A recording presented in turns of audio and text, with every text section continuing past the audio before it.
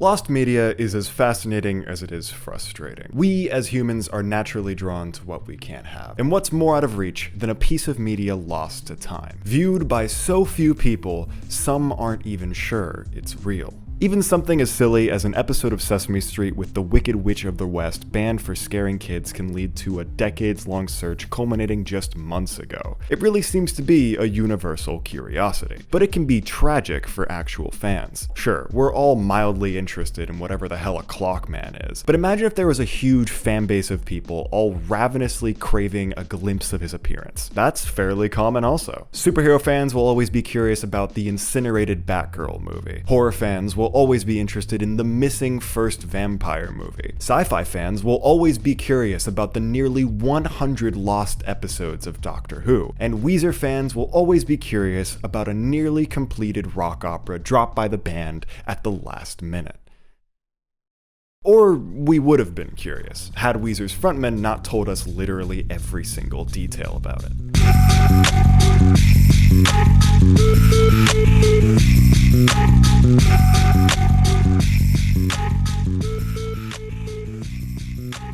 Songs from the Black Hole would have likely been lost media forever had it not been made by the most honest musician ever. Weezer's frontman, Cuomo, is basically an open book when it comes to, well, everything. I mean, have you listened to Pinkerton? I wonder what clothes you wear to school. I wonder how you decorate your room.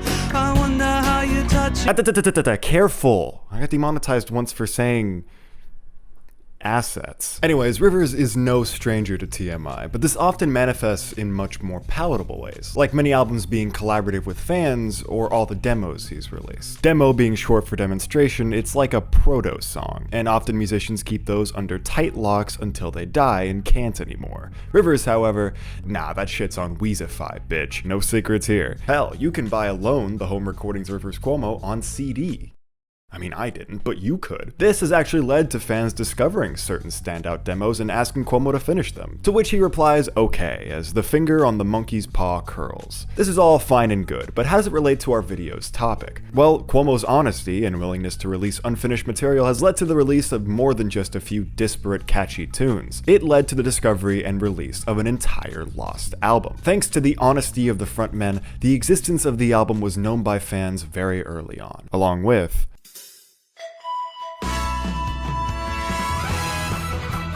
in May of 1994, Weezer released their debut self-titled studio album and rocketed into mainstream success. The nicknamed Blue Album was certified gold 7 months later in December of 1994, and platinum a month after that. Immediately, Cuomo began to work on his space-themed rock opera. And why wouldn't he? This kind of rapid mainstream success was exactly what Rivers was looking for when he moved out to California. You'd think that'd make the artist happy, but you'd be dead fucking wrong. The spotlight fit the artist about as well as Jared's pants. Almost immediately, he began to resent his fame, cursing bands like Kiss for romanticizing the rock star lifestyle as he began to feel more and more isolated by his own triumph. Worse yet, he began to worry about the origins of that success. Was it really his writing that spurred the success of the Blue Album, or was it the gimmick of a nerd with big bulky glasses singing about Dungeons and Dragons and Buddy Holly? At the time, he thought yes. He took a few drastic steps in the coming months. He ditched the glasses publicly, started taking more and more control of the band's writing process, and even enrolled at Harvard as a sort of escape. But his most meaningful decision would come from much more reasonable thinking. You see, Rivers Cuomo was born with a rare condition that caused one leg to grow longer than the other. Now, with his newfound wealth, Rivers decided to have corrective surgery to fix this painful discrepancy. Though there was a small side effect to the procedure. You see, to make the shorter leg as long as the other leg, doctors had to break it and stretch it out. Not only was this surgery invasive and painful, it also forced him to wear a leg brace for months, walk with a cane, and even undergo physical therapy, according to some sources. This leg lengthening surgery would ultimately be the straw that broke the camel's back. Rivers spoke to Rolling Stone about the experience in 2010. I had this really painful surgical procedure on my leg, which lasted 13 months in all, and it took me to a place emotionally where the whole idea of this whole rock opera started to feel too whimsical for where I was emotionally, going through the pain of the procedure. And so I scrapped the whole idea and went to a more serious and dark place. That serious and dark place he referred to was Pinkerton, which is in my opinion one of the best albums ever. So I guess all's well that ends well.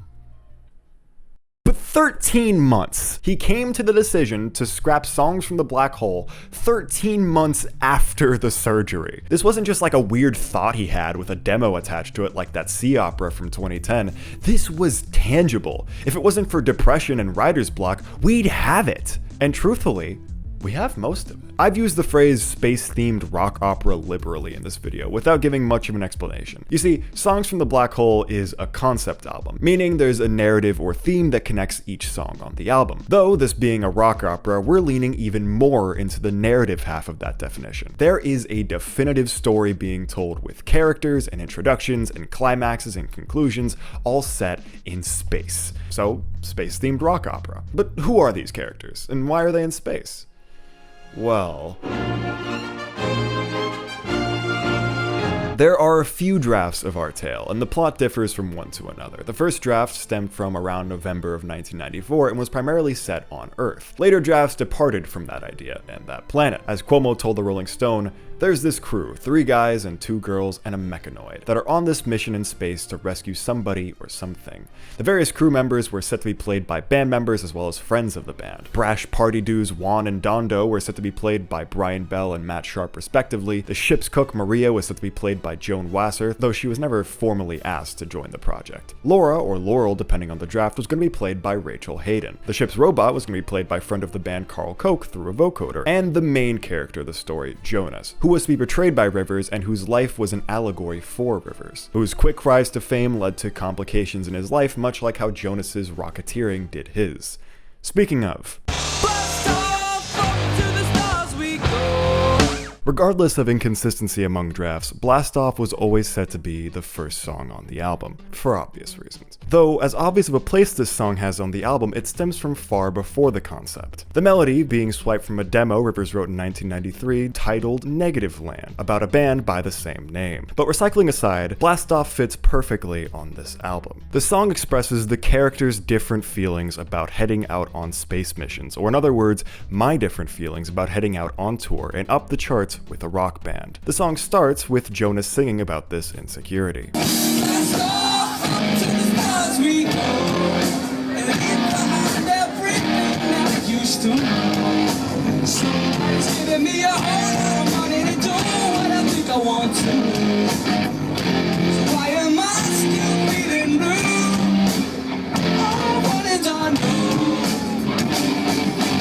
These are the first mentions of our 2 male side characters, though Dondo would serve the bigger part in the story. The 2 mock Jonas for his poor attitude while trying to shift his attention towards the better parts of the journey. The alcohol, the friends, and the 2 women on board. In their words,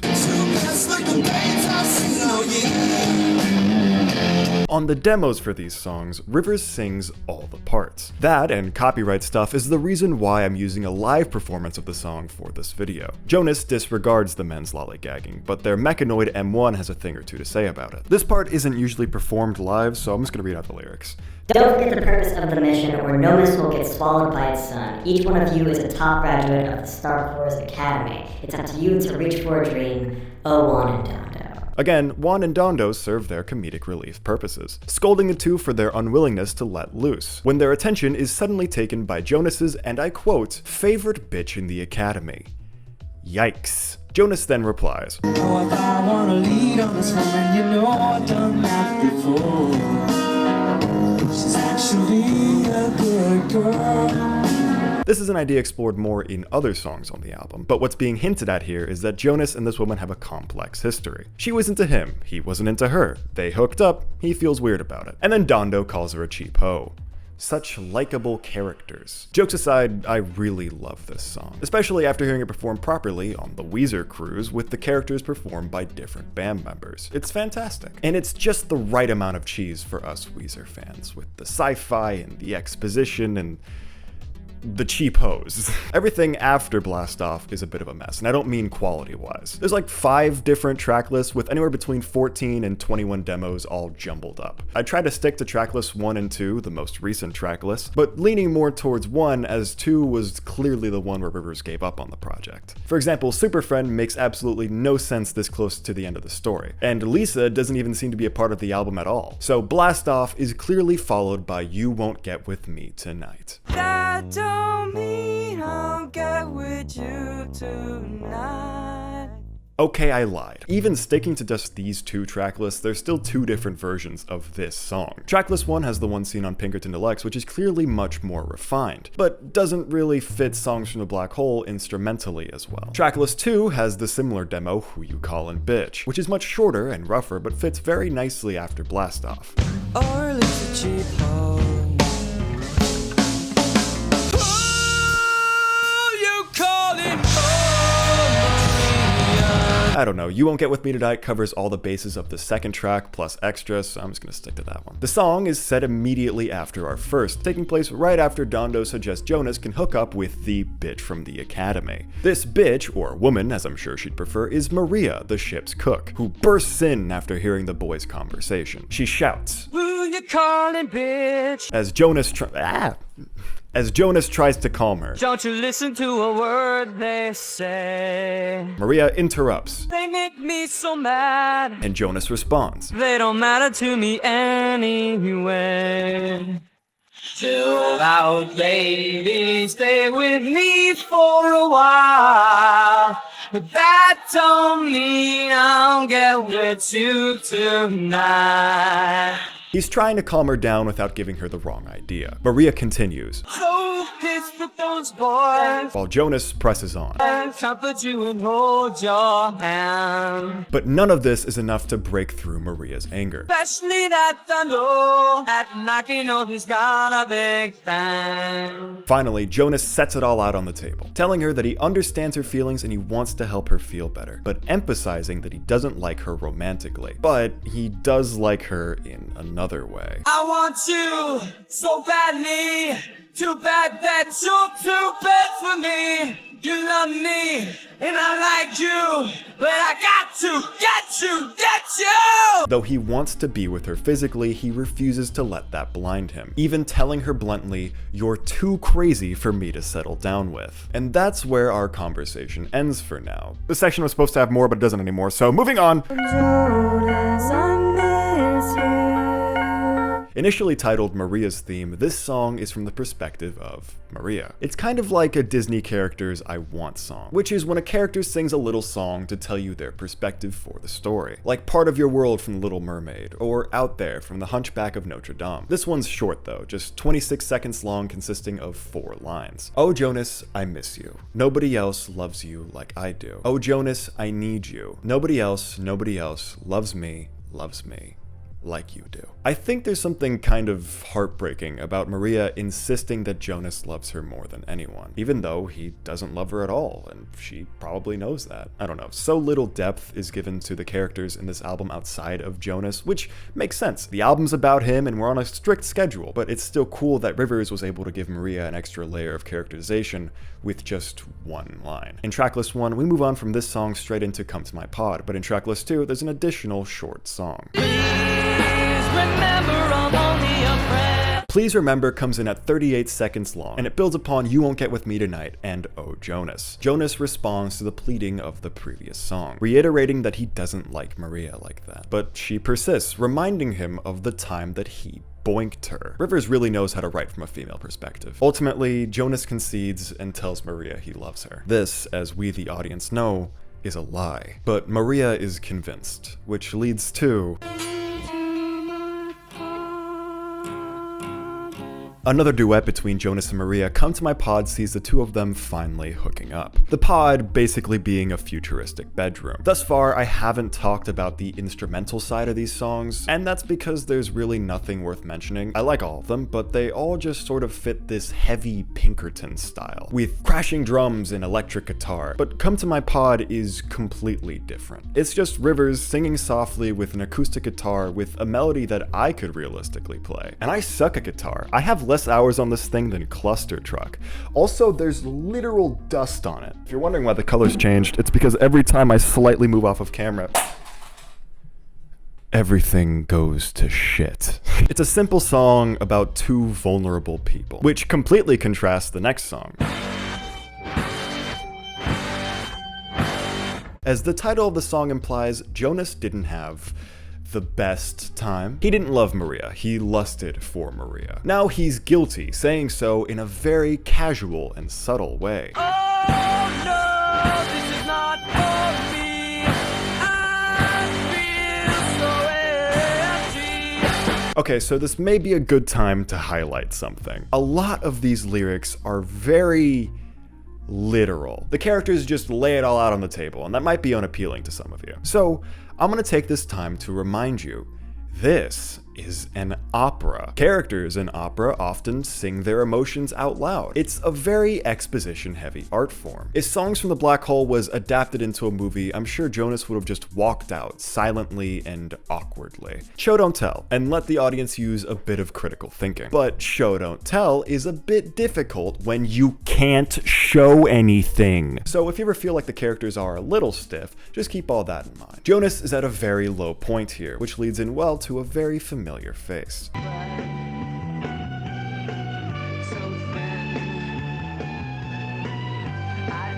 Tired of Sex is our first song to be reworked for Pinkerton. You'll know it as the screechy, weird screaming song at the beginning of the album. But funnily enough, before that, it was reworked for Songs from the Black Hole. The timeline is a little shaky, but on a message board, Cuomo himself mentioned editing the song back in 1993. Meaning Tired of Sex comes from the era before the Blue Album, before fame, really. Cuomo would go on to fiddle with the song for 3 years, with the root of the track never becoming any less meaningful to him. Even when he got into long-term relationships, he still felt a deep connection to the song. In the context of Songs from the Black Hole, it holds an equally meaningful meaning. What's the fucking line? It holds an equally high meaning. This song is Jonas's emotional breakdown. He really lets it all out. So it's fitting that the song leans into Cuomo's heavy metal roots more than any other on the album so far. To escape these feelings of deep shame, Jonas runs into the arms of a good friend. Nay, a great friend. In fact, a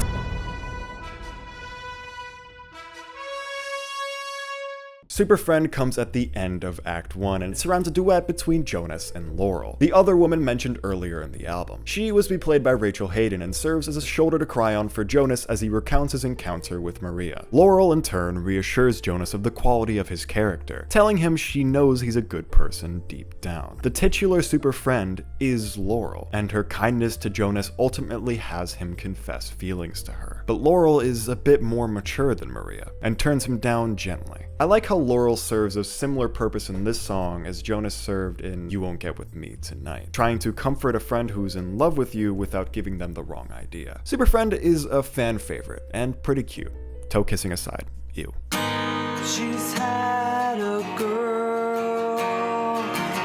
It's been 1 year since the event of Super Friend and Come to My Pod, and by God, Maria had a kid. And you guessed it, Jonas is the dad. And as much as he seems to love his daughter, an air of melancholy engulfs the song. After a year in space, Jonas has come to a startling realization. He's in love with somebody. The song makes it clear it's somebody who doesn't reciprocate his feelings, but who that is left purposely vague. The Weezer wiki, Weezerpedia, later states very casually that he's singing about Maria, but we'll see. No time to think about any of that, really, because guess what? Good news, good news, good news.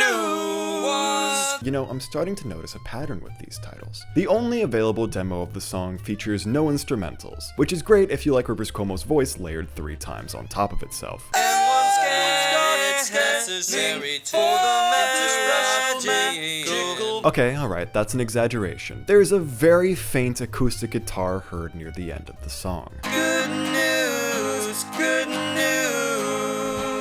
Which is kind of hilarious because it implies that the lack of instrumentation at the beginning was on purpose. Oh, Rivers. In the story, Juan and Dondo are excited to finally be nearing the end of their journey, while Jonas still can't get past his pessimism, finishing the song with a charming Good news, good news. Now I finally see. This short song again focuses on Jonas's unrequited love, allegedly for Maria, going more into detail without having to share focus with his daughter, and it does that job very well. But it's more of a lead-in for one of the heaviest songs on the album.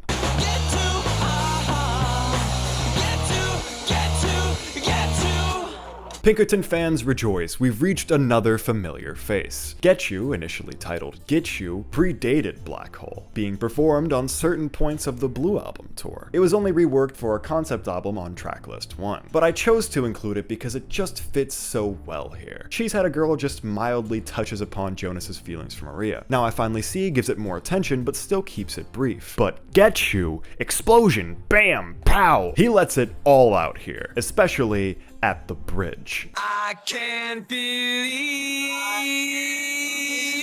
you've done to me what I did to her. You've done to me. This just fits where Jonas is in the story too well to ignore. We've got his I Want song, and he wants Maria. Maybe. I swear I'm building to something here.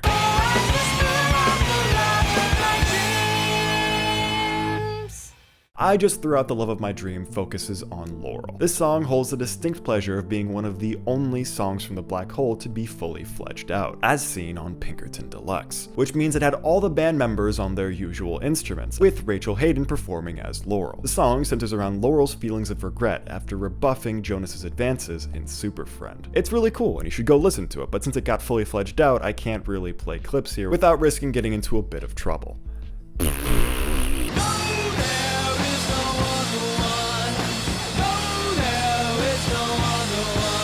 No Other One begins exploring the thread that leads to the explosive finale of the album. Maria fucking sucks. Fans of Pinkerton will know this song is about a god-awful girlfriend and a terrible relationship. The woman in this song cheats on the protagonist, does drugs, and is an all-around no-good lady. So, fitting into songs from the Black Hole, we must attribute these descriptors to Maria. But this doesn't really make any sense. This is what I've been building up to. Jonas clearly hasn't been singing about Maria in Act 2. I don't care what trusted sources or Wikipedia says, he's clearly singing about Laurel. He clearly already has Maria. Why would he be singing about his unrequited love for a woman he's already settled for and has a daughter with? He loves Laurel. She's Had a Girl is about not loving the mother of your daughter, but being stuck with her. Now I Finally See is gut-wrenching because his feelings come too late. Get You literally has the lyric,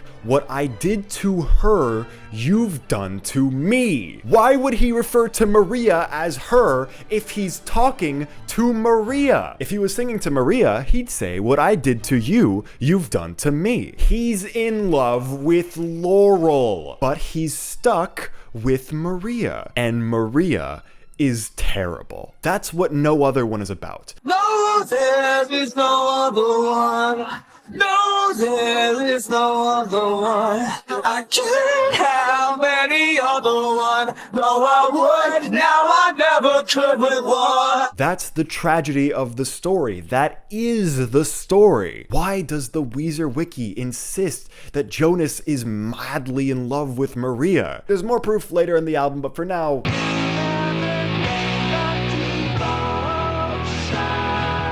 Devotion is about Jonas's love for Maria. It's about a man already in a relationship he doesn't like, who learns that the woman he's with isn't so bad. Jonas commends the woman's stubbornness and attributes that as the reason why they're still together. He admits that Maria isn't perfect, but neither is he. He even comments on his feelings for Laurel. Oh, like you, she isn't true. She's got her own concerns. I really love Devotion. It might be my favorite song not only on songs from the Black Hole, but from the Pinkerton era. Written in A-sharp major, it has this aura of triumph, but the lyrics are so sad. Jonas is really settling for good enough, and he's okay with it. This would be a pretty good end for the album, but even by the time he wrote tracklist 1, Rivers wasn't in the state of mind for a bittersweet ending. Ready to go. What is this I find? What Is This I Find is a solid contender for my favorite song on the album, not just for its interesting acoustic sound, but for the massive twist it introduces. I'll just let it play for a second. What is this I find under your behind? extra huge and it's used. I wonder which two of us best of friends opened and used it. Now, for the sake of monetization, I can't say what the extra huge used item was that Jonas found. And I can't say what action was performed behind the poor protagonist's back. But we all know. In Who You Calling Bitch, Maria mentions the size of Dondo's Space Cadet. And in this song, Chekhov's gun is fired. Maria cheated on Jonas with his best friend, leading into one of the best songs Rivers Cuomo has ever written. Long time, sunshine upon me. Long Time Sunshine is phenomenal. It's a simple, somber song about a man wishing he could live a simple life. In the context of Rivers' story, this song being written in early 1994 fits very well. Even before the meteoric success of the Blue Album, he felt uncertain about the direction his life was heading. Hence him singing about attending an East Coast college with some history, which he ultimately ended up doing to escape the fame. But in the context of the story, the song tells an even sadder tale. In the words of Cuomo himself, turns out there's no goal there to be accomplished. Turns out they were just guinea pigs being filmed the whole time. Thanks for your participation. There are 5 Lightspeed transporters that'll bring them back, but they realize that with Maria's baby, there are now 6. Jonas volunteers to be stranded. He sings Long Time Sunshine as the transporter takes off and the star supernovas.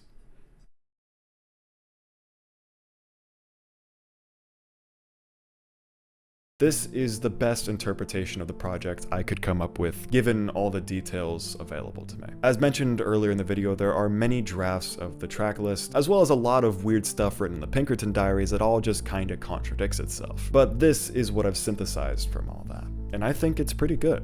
Not my synthesis, but the album. It's got a lot of the charm that made Pinkerton become a cult classic, with plenty of sci-fi absurdity sprinkled in. If I could only have one, I'd stick with the Pinkerton timeline. But I'm happy we as fans don't have to worry about choosing one or the other. All these songs are available on CD and Rivers' website and YouTube. Hell, most of them are on Spotify. So go on and listen to them. Make your own Songs from the Black Hole playlist, and tell me what you think in the comments down below. If you like this video, leave a like. If you like me, subscribe. I've been Mark But Evil, and I still don't know how to end the